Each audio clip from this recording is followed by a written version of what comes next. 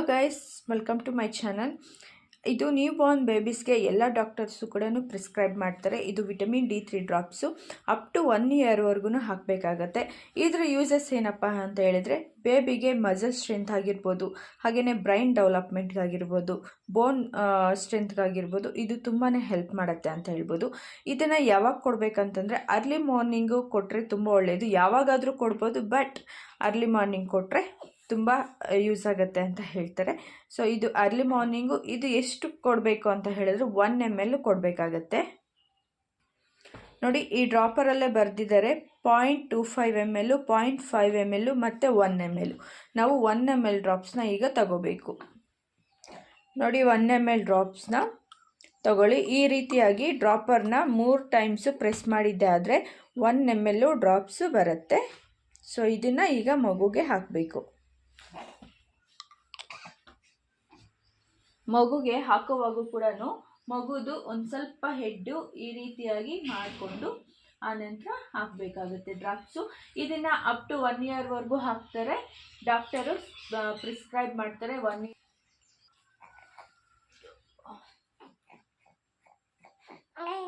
Hi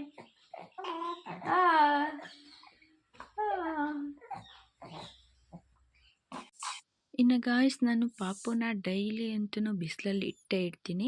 ನಮ್ಮಮ್ಮನೂ ಹೇಳ್ತಾನೆ ಇರ್ತಾರೆ ಬಿಸಿಲಲ್ಲಿ ಇಡು ಅಂತ. ಆ್ಯಂಡ್ ಬೇರೆಯವರು ಹೇಳ್ತಾರೆ ಬಿಸಿಲಲ್ಲಿ ಇಡಬೇಕು ಮಗುನ, ಆವಾಗ ಕಣ್ಣಲ್ಲಿ ನೀರು ಬರಲ್ಲ, ಇಲ್ಲಾಂದರೆ ನೀರು ಕಣ್ಣು ಬರುತ್ತೆ ಅಂತೆಲ್ಲ ಹೇಳ್ತಾ ಇರ್ತಾರೆ. ಅದೊಂದು ರೀಸನ್ ಆದರೆ, ಬಟ್ ನಾನು ಸೈಂಟಿಫಿಕಲಿ ಏನಂತ ಇದು ಮಾಡ್ತೀನಿ ಅಂದರೆ, ವಿಟಮಿನ್ D ಅನ್ನೋದು ಮಕ್ಕಳಿಗೆ ಸಿಗತ್ತೆ ಅಂತ ಹೇಳಿ ನಾನು ಅರ್ಲಿ ಮಾರ್ನಿಂಗ್ ಬಿಸಿಲಲ್ಲಿ ಅಂತೂ ಇಡ್ತೀನಿ. ಸೊ ಅರ್ಲಿ ಮಾರ್ನಿಂಗ್ ಅಲ್ದಿರ ಬೇರೆ ಬಿಸಿಲಲ್ಲಿ ಇಡೋಕ್ಕಾಗಲ್ಲ, ಇಡಲೂಬಾರ್ದು. ಯಾಕಂತಂದ್ರೆ ಅದರಿಂದ ಏನೂ ಯೂಸ್ ಆಗಲ್ಲ. ಮಾರ್ನಿಂಗು ಎಳೆ ಬಿಸಿಲಿರುತ್ತಲ್ವ, ಸೊ ಅದರಲ್ಲಿಟ್ಟರೆ ಮಾತ್ರ ವಿಟಮಿನ್ D ಅನ್ನೋದು ಮಕ್ಕಳಿಗೂ ಕೂಡ ರೀಚ್ ಆಗುತ್ತೆ, ನಮಗೂ ಕೂಡ ರೀಚ್ ಆಗುತ್ತೆ. ಸೊ ಹಾಗಾಗಿ ನಾನು ಇಡ್ತಾ ಇರ್ತೀನಿ. ನಮ್ಮ ಮನೆ ಪಕ್ಕದವರೆಲ್ಲನೂ ಅಕ್ಕ ಅಲ್ಲೇ ಅವರು ಏನು ಮಾಡ್ತಾರಂದರೆ, ಮಧ್ಯಾಹ್ನ ಟೈಮ್ ಹಂಗೆ ಬರ್ತಾರೆ, ಬಂದು ಪಾಪುನ ಆಡ್ಸೋಕ್ಕಂತ ಬಂದುಬಿಟ್ಟು ಆವಾಗ ಬಿಸಿಲಿಗೆ ತಗೊಂಡೋಗ್ತಾರೆ. ನಾನು ಹೇಳ್ತೀನಿ ಅಷ್ಟು ಸುಡು ಬಿಸಿಲಲ್ಲಿ ಇಡಬೇಡಿ, ತಗೊಂಡು ಬನ್ನಿ ಅಂತ ನಾನು ಹೇಳ್ತಾ ಇರ್ತೀನಿ. ಅವ್ರಿಗೆ ಅದು ವಿಟಮಿನ್ D ಸಿಗತ್ತೆ ಅಂತ ಅವ್ರಿಗೆ ಗೊತ್ತಿಲ್ಲ, ಬಟ್ ಕಣ್ಣಲ್ಲಿ ನೀರು ಬರಬಾರ್ದು ಅಂತ ಆ ರೀಸನ್ ಅಂದ್ಕೊಂಡು ಅವ್ರು ಇಡ್ತಾರೆ. ಸೊ ನಾನು ಆ ಥರ ಹೇಳ್ತಾ ಇರ್ತೀನಿ ಅವ್ರಿಗೆ. ಇನ್ನು ಪಾಪುನೂ ಅಷ್ಟೇ, ಸ್ಟಾರ್ಟಿಂಗ್ ಡೇಸಲ್ಲಿ ಕಣ್ಣನ್ನು ಓಪನ್ನೇ ಮಾಡ್ತಾ ಇರಲಿಲ್ಲ. ಫುಲ್ ಬಿಸಿಲಿಗೆ ತಗೊಂಡೋದ್ರೆ ಇನ್ನೂ ತುಂಬ ಹಿಂಗೆ ಗಟ್ಟಿಯಾಗಿ ಮುಚ್ಕೊಳ್ತಿತ್ತು. ಇವಾಗ ಸ್ವಲ್ಪ ಓಪನ್ ಮಾಡುತ್ತೆ ಕಣ್ಣು. ಇವಾಗ ಕಣ್ಣೇ ತೆಗಿಯಲ್ಲ ಅದು ಬಿಸಿಲಲ್ಲಿ, ಆದರೂ ಪರವಾಗಿಲ್ಲ, ಒಂದು ಚೂರು ತೆಗಿಲಿಕ್ಕೆ ಟ್ರೈ ಮಾಡ್ತಾ ಇದೆ. ಇನ್ನು ಹಳೆ ಕಾಲದಲ್ಲಂತೂ ಇವಾಗಂತೂ ಜಾಂಡೀಸ್ಗೆ ಅಂತ ಹೇಳ್ಬಿಟ್ಟು ನೀಲಿ ಲೈಟ್ ಎಲ್ಲ ಬಂದಿದೆ, ಬ್ಲೂ ಲೈಟ್ ಕೆಳಗಡೆ ಎಲ್ಲನೂ ಇರಿಸ್ತಾರೆ ಇವಾಗ ಹುಟ್ಟಿದ್ರೆ ಮಕ್ಕಳು. ಬಟ್ ಆ ಕಾಲದಲ್ಲೆಲ್ಲನೂ ಅವೇನೂ ಇರಲಿಲ್ಲಲ್ವ. ಆಲ್ಮೋಸ್ಟ್ ಡೆಲಿವರೀಸ್ ಎಲ್ಲನೂ ಮನೆಯಲ್ಲೇ ಆಗ್ತಾಯಿತ್ತು. ಸೊ ಹಾಗಾಗಿ ಅವರು ಬಿಸಿಲಿಗೆ ಅಂತಲೇ ಇಡ್ತಿದ್ರು ಜಾಂಡೀಸ್ ಬರ್ದಿರ.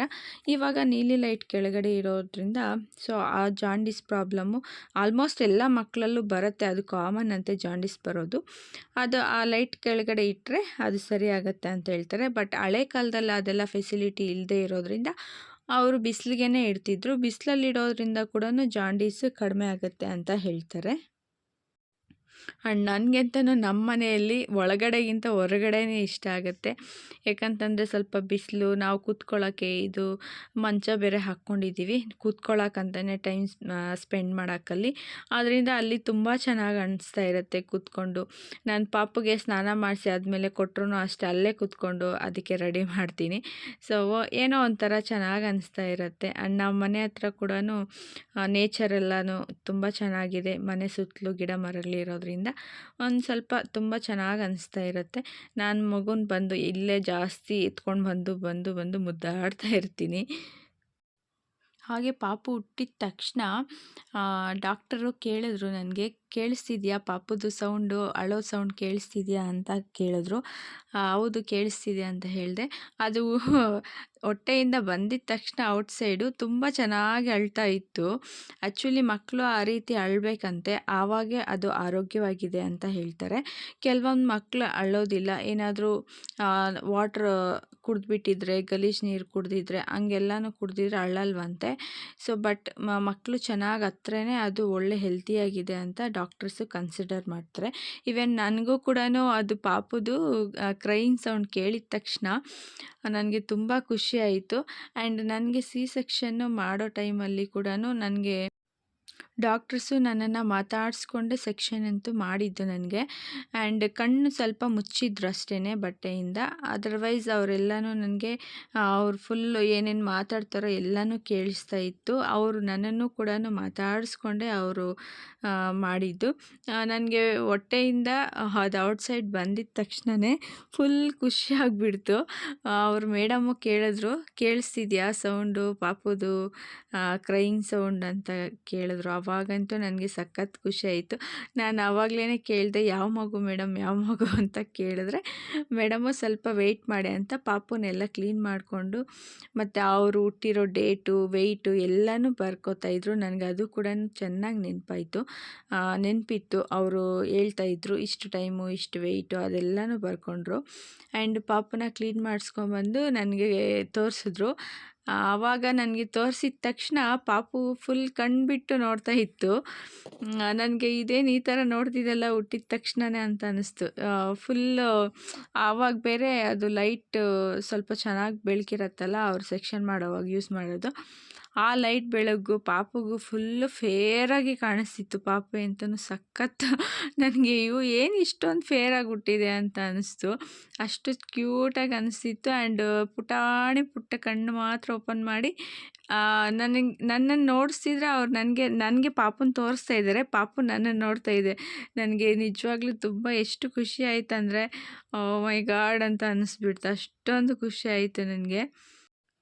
ಆ್ಯಂಡ್ ನಮ್ಮ ಫ್ರೆಂಡ್ಸ್ ಎಲ್ಲ ಕೂಡ ನಾರ್ಮಲ್ಗೆ ಟ್ರೈ ಮಾಡು ಅಂತ ಹೇಳಿದರು. ಈವನ್ ನಾನು ಕೂಡ ನಾರ್ಮಲ್ಗೆ ಟ್ರೈ ಮಾಡಬೇಕು ಅಂತ ಅಂದ್ಕೊಂಡಿದ್ದೆ.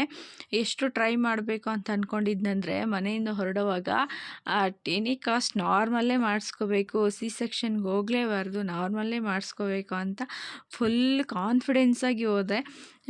ಎಷ್ಟು ಕಾನ್ಫಿಡೆನ್ಸ್ ಅಂದರೆ ಅದನ್ನು ಓವರ್ ಕಾನ್ಫಿಡೆನ್ಸೇ ಅಂತ ಹೇಳ್ಬೋದು. ಅಷ್ಟು ಕಾನ್ಫಿಡೆನ್ಸಾಗಿ ಇಲ್ಲ ನಾನು ನಾರ್ಮಲ್ಗೆ ಟ್ರೈ ಮಾಡ್ತೀನಿ. ಡಾಕ್ಟ್ರ್ ಹತ್ರನೂ ಅಷ್ಟೇ, ಇಲ್ಲ ಮೇಡಮ್ ನನಗೆ ನಾರ್ಮಲ್ಗೆ ಟ್ರೈ ಮಾಡಿ ಅಂತ ಹೇಳಿದೆ. ಬಟ್ ಅವ್ರು ಪಿ ವಿ ಎಕ್ಸಾಮಿನೇಷನ್ ಮಾಡೋಕ್ಕೆ ನಾನು ಅವ್ರಿಗೆ ಸಪೋರ್ಟ್ ಮಾಡಲಿಲ್ಲ. ಆವಾಗ ಮೇಡಮ್ ಹೇಳಿದ್ರು, ಇವಳು ಪಿ ವಿ ಎಕ್ಸಾಮಿನೇಷನ್ ಮಾಡೋಕ್ಕೇ ಸಪೋರ್ಟ್ ಮಾಡ್ತಾಯಿಲ್ಲ, ಇವಳಿಗೆ ನಾರ್ಮಲ್ ಬೇಕಂತೆ ಅಂತ ಅಂತಿದ್ರು. ಇಲ್ಲ ಮೇಡಮ್ ನೋಡಿ ಮಾಡಿ ಅಂತ ಅಂತಿದ್ದೆ. ಬಟ್ ಅದು ಲಾಸ್ಟಲ್ಲಿ ಏನಾಯ್ತು ಅಂತ ಹೇಳಿದ್ರೆ ಪಾಪುದು ಸ್ವಲ್ಪ ಫ್ಲಕ್ಚುಯೇಷನ್ ಬಂತು ಹಾರ್ಟ್ ಬೀಟಲ್ಲಿ. ಸೊ ಹಾಗಾಗಿ ಮೇಡಮ್ ಹೇಳಿದ್ರು ಸಿ ಸೆಕ್ಷನ್ ಮಾಡಿಬಿಡೋಣ ಅಂತ. ಯಾಕಂತಂದರೆ 5 years ಮ್ಯಾರೇಜ್ ಲೈಫ್ ಅಂತ ಹೇಳ್ತಾ ಇದ್ದೀರಾ, ಸಿ ಸೆಕ್ಷನ್ ಮಾಡಿಬಿಡೋಣ. ಆ್ಯಂಡ್ ಪ್ಲೇಸೆಂಟ ಕೂಡ ಸ್ವಲ್ಪ ಲೋ ಲೈಯಿಂಗ್ ಪ್ಲೇಸೆಂಟ ಇದೆ. ಲೋ ಲೈಯಿಂಗ್ ಅಂದರೆ ತುಂಬ ಲೋ ಲೈಯಿಂಗ್ ಏನಿಲ್ಲ, ಬಟ್ ಲೋ ಲೈಯಿಂಗ್ ಪ್ಲೇಸೆಂಟ ಇದೆ. ಆ್ಯಂಡ್ ವಾಟರು ಕೂಡ ತುಂಬ ಕಡಿಮೆ ಆಗಿದೆ, ಮಾಡಿಬಿಡೋಣ ಅಂತ ಹೇಳಿದ್ರು. ಆ್ಯಂಡ್ ಈಗಂತೂ ಟೈಮ್ ಯಾವ ಥರ ಹೋಗ್ತಾ ಇದೆ ಅಂತಲೇ ಗೊತ್ತಾಗ್ತಾ ಇಲ್ಲ. ದಿನಗಳು ಅಷ್ಟು ಬೇಗ ಹೋಗ್ತಾ ಇದೆ. ಪಾಪು ಜೊತೆಯಲ್ಲಿ ಟೈಮ್ ಹೋಗ್ತಾ ಇರೋದೇ ಗೊತ್ತಾಗ್ತಾ ಇಲ್ಲ ದಿನಗಳು. ನಾನು ಪ್ರೆಗ್ನೆಂಟ್ ಅಂತ ಕನ್ಫರ್ಮ್ ಆದಮೇಲೆ ಒಂದು ಸ್ವಲ್ಪ ದಿನ ಮನೆಯಲ್ಲಿದ್ದೆ. ಆ ಟೈಮಲ್ಲಂತೂ ನನಗೆ ಟೈಮೇ ಹೋಗ್ತಾ ಇರಲಿಲ್ಲ. ಅಪ್ಪ ಯಾಕಾದರೂ ಮನೆಯಲ್ಲಿದ್ದೀನೋ, ಕೆಲ್ಸಕ್ಕೆ ಹೋಗಬೇಕು ಅಂತ ಅನ್ನಿಸ್ತಿತ್ತು. ಬಟ್ ಈಗ ಪಾಪು ಆದಮೇಲೆ ಅಂತೂ ಟೈಮೇ ಇಲ್ಲ. ಇಷ್ಟು ಬೇಗ ಆಗೋಗ್ತಾ ಇದೆಯಾ ಟೈಮು, ಇಷ್ಟು ಬೇಗ ಆಗೋಗ್ತಾ ಇದೆಯಾ ಅನ್ನಿಸ್ತಾ ಇದೆ. ಅಷ್ಟು ಯಾಕಂತಂದರೆ ಪಾಪು ಜೊತೆಯಲ್ಲೇ ನಾವು ಟೈಮ್ ತುಂಬ ಇರ್ತೀವಲ್ಲ. ಸೊ ಹಾಗಾಗಿ ಇನ್ನು ಪಾಪು ಕೂಡ ನೈಟೆಲ್ಲ ನಿದ್ದೆ ಎದ್ದೇಳ್ತಾನೆ ಇರುತ್ತೆ. ಅದಕ್ಕೆ ನೈಟೆಲ್ಲ ಫೀಡ್ ಮಾಡೋಕ್ಕೆ ಎದ್ದೇಳ್ತಾ ಇರಬೇಕು, ನಿದ್ದೆ ಬೇರೆ ಇರೋದಿಲ್ಲ. ಸೊ ಹಾಗಾಗಿ ತುಂಬ ಬೇಗ ಡೇಸ್ ಮೂವ್ ಆಗ್ತಾಯಿದೆ. ಆ್ಯಂಡ್ ಅಮ್ಮ ಕೂಡ ಎತ್ಕೊಂಡು ಆಟ ಆಡಿಸ್ತಿದ್ರು ಚೆರ್ರಿನ. ಅಮ್ಮಗೂ ಪಾಪ ತುಂಬ ಕಷ್ಟ ಇದೆ. ಯಾಕಂತಂದರೆ ಬಾಣಂತಿ ಮನೆಯಲ್ಲಿದ್ದರೆ ತುಂಬ ಕೆಲಸಗಳಿರುತ್ತೆ. ಆ್ಯಂಡ್ ಹಸು ಎಲ್ಲ ಮನೆಯಲ್ಲಿರೋದ್ರಿಂದ ಅದನ್ನು ನೋಡ್ಕೊಳ್ಳೋದಾಗಿರ್ಬೋದು, ಈ ಬಟ್ಟೆ ವಾಶ್ ಮಾಡೋದಾಗಿರ್ಬೋದು, ಪಾಪುಗೆ ಸ್ನಾನ ಮಾಡಿಸೋದಾಗಿರ್ಬೋದು, ಎಲ್ಲ ಕೂಡ ತುಂಬ ಕೆಲಸಗಳು. ಅವ್ರಿಗೂ ತುಂಬ ಹೆವಿ ಅನಿಸ್ತಾ ಇರುತ್ತೆ. ಆ್ಯಂಡ್ ನಾನಂತೂ ನನಗೂ ಸ್ವಲ್ಪ ಈಗ ಪಾಪು ನೈಟ್ ಟೈಮ್ ಸ್ವಲ್ಪ ಜಾಸ್ತಿ ನಿದ್ದೆ ಮಾಡೋಕ್ಕೆ ಸ್ಟಾರ್ಟ್ ಮಾಡಿದೆ. ಮೊದಲಿಗಂತೂ ತುಂಬಾ ನೈಟೆಲ್ಲ ಇದ್ದಿರ್ತಿತ್ತು. ನೈಟೆಲ್ಲ ನಾನು ನಿದ್ದೆ ಕೆಡಬೇಕಾಗಿತ್ತು. ಫುಲ್ ಜಾಗರಣೆ ಅಂತಲೇ ಹೇಳ್ಬೋದು, ಆ ರೀತಿ ಇತ್ತು. ಬಟ್ ಆದ್ರೂ ಕೂಡ ಏನೋ ಒಂಥರ ಚೆನ್ನಾಗಿ ಅನಿಸುತ್ತೆ. ಮಕ್ಳಿಗೋಸ್ಕರ ಏನು ಮಾಡಿದ್ರು ಚೆನ್ನಾಗೇ ಅನಿಸುತ್ತಲ್ವ. ಸೊ ಹಾಗೆ. ಸೊ ಹೋಪ್ ಗೈಸ್ ಈ ವಿಡಿಯೋ ಇಷ್ಟ ಆದರೆ ಲೈಕ್ ಮಾಡಿ, ಶೇರ್ ಮಾಡಿ. ಹಾಗೆ ಫಸ್ಟ್ ಟೈಮ್ ನನ್ನ ಚಾನಲ್ ನೋಡ್ತಾ ಇದ್ದರೆ ಸಬ್ಸ್ಕ್ರೈಬ್ ಮಾಡಿಕೊಂಡು ನೋಡಿ. Thank you.